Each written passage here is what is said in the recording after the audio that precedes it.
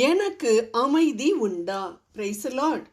என் வழியாய் நீங்கள் அமைதி காணும் பொருட்டே நான் இவற்றை உங்களிடம் சொன்னேன். உலகில் உங்களுக்கு துன்பம் உண்டு, எனினும் துணிவுடன் இருங்கள், நான் உலகின் மீது வெற்றி கொண்டு விட்டேன். யோவான் எழுதிய நற்செய்தி 16வது அதிகாரம் 33வது இறைவார்த்தை. அமைதியற்ற இந்த உலகத்திலே ஒரே ஒருவர்தான் அமைதியை கொடுக்க முடியும். அவர்தான் நம் அன்பர் இயேசு கிறிஸ்து.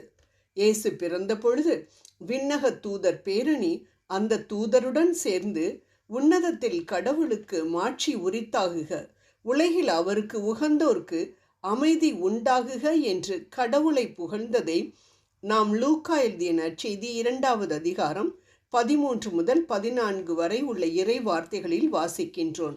ஆம், இயேசு உலகிற்கு வந்ததே பிசாசின் பிடியில் அகப்பட்டு அமைதியை இழந்து தவிக்கும் நமக்கு அமைதியை கொடுப்பதற்காக தான்.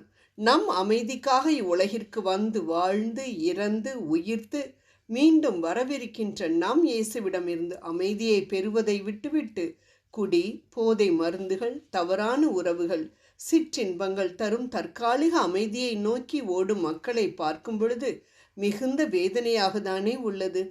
தற்காலிக அமைதி தரும் காரியங்களை நோக்கி ஓடும் மனிதர்கள் கூறும் காரணம், என் கவலைகளை மறக்க, என் வேதனையை மறக்க, என் கடந்த கால கசப்பான அனுபவங்களை மறக்க தான் நான் இவ்வாறு செய்கிறேன் என்று. ஆனால் நம் அருமை நாதர் இயேசு கூறும் வார்த்தைகளை, பெரும் சுமை சுமந்து சோர்ந்திருப்பவர்களே, எல்லோரும் என்னிடம் வாருங்கள், நான் உங்களுக்கு இளைப்பாறுதல் தருவேன். மத்தேயு 11:28 என்பதை ஏன் இவர்கள் மறந்து போய்விடுகிறார்கள்?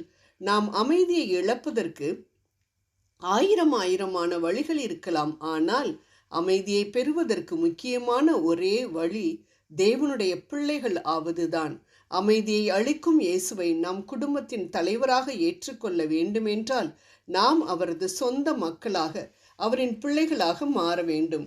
எவ்வாறு அவரது பிள்ளைகளாவது?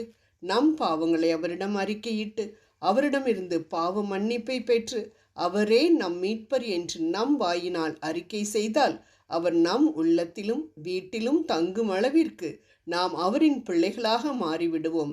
அவரின் பிள்ளைகளாக மாறாவிட்டால் ஒருபோதும் அமைதியின் அரசராகிய நம் தந்தையிடமிருந்து அமைதியை பெற்றுக்கொள்ளவே முடியாது.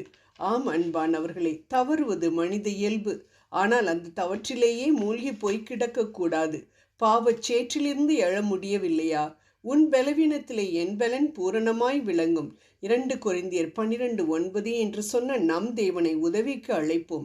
இதோ வாசல் அண்டையில் கதவை தட்டி கொண்டிருக்கிறேன், நீ திறந்தால் நான் உள்ளே வருவேன். திருவெளிப்பாடு 3:20 என்று சொல்லும் நம் தேவன் வானத்தையும் பூமியையும் படைத்த சர்வ வல்ல தேவன் நம் இல்லத்திலும் உள்ளத்திலும் வந்தால் என்ன சந்தோஷம், என்ன அமைதி, என்ன சமாதானம்! அவரது அன்பை சுவைத்து பாருங்கள். திருப்பாடல் 34:8 என்று சொன்ன தாவீதின் அனுபவம் நம் அனுபவமாக மாறும் பொழுது நாம் காண்பது அமைதியை மட்டும்தான். கிறிஸ்துவின் பிள்ளைகளாக மாறிய பின் பாவம் நம்மை அணுகாதபடி நம்மை காத்து கொள்ள வேண்டும். ஏனென்றால் கொடியவர்களுக்கு அமைதியே இல்லை என்கிறார் கடவுள். ஏசாயா 57:21 என்று வாசிக்கிறோம். அதையேதான் உலகிலும் பார்த்து கொண்டிருக்கிறோம். ஆரம்பத்தில் தீமை செய்பவர்களுக்கு அமைதி காணப்பட்டாலும் முடிவில் மன அமைதியை உலகத்திலேயே அவர்கள் தொலைத்து விடுவதை கண்கூடாக பார்த்து கொண்டுதானே இருக்கிறோம். நாம் அனைவரும் புனிதர்கள் அல்ல. நாம் கடவுளின் மீட்பை பெற்று அவரது பிள்ளைகளாக மாறினாலும் பாவங்கள் செய்து கொண்டுதான் இருக்கிறோம். ஆனால் கடவுளின் மீட்பை பெற்ற பிள்ளைகளுக்கும் உலகத்தின் மனிதர்களுக்கும் ஒரு பெரிய வித்தியாசம் உண்டு. கடவுளின் பிள்ளைகள் ஏதேனும் தவறு செய்தால் உடனே சிலுவையின் அடியில் வந்து நின்று நம் தவற்றிற்காக மனம் வருந்தி அவரது இரத்தத்தை கொண்டு உடனே அந்த பாவக்கரையை அகற்றி விடுவோம். ஆம், கடவுளின் பிள்ளைகளாகிவிட்டால் வழியும் உண்மையும் வாழ்வும் நானே. யோவான் 14:6 என்று சொன்ன நம் இயேசுவிடம், இயேசுவே, நீர் சிலுவையில் சிந்தின இரத்தத்தினாலே சமாதானத்தை உண்டு பண்ணினீரே, எனக்கு அமைதியை தாரும் என்று வேண்டுவோம். ஜெபம் செய்வோம்.